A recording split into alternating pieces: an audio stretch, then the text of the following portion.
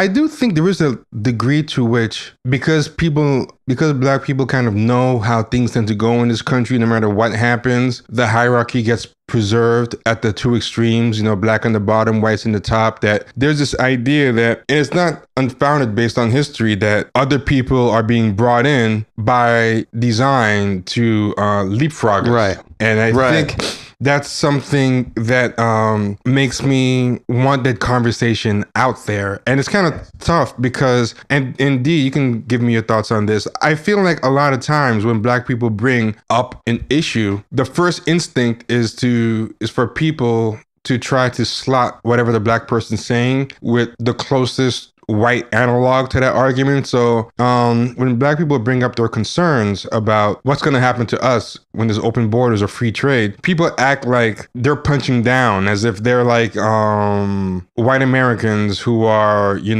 wearing MAGA hats and, patrolling the border with guns. Like, they kind of reduce their concerns to like some MAGA-like concerns, but there are studies. Right, all of a sudden we become xenophobic and all this type of stuff. Yeah.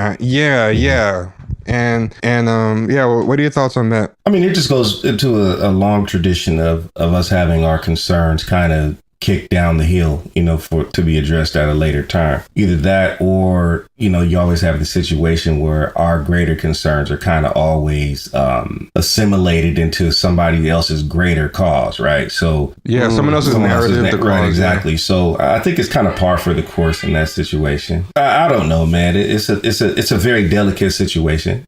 Obviously, people that we would consider to be our close allies on the left, that's a policy that's near and dear to their hearts and things like that. So I think we're kind of on their laundry list of this wide, broad ranging agenda that they have. And, we kind of fit somewhere in there. But I think we also, as black people, reserve the right to be concerned about where we fit into white people's agenda.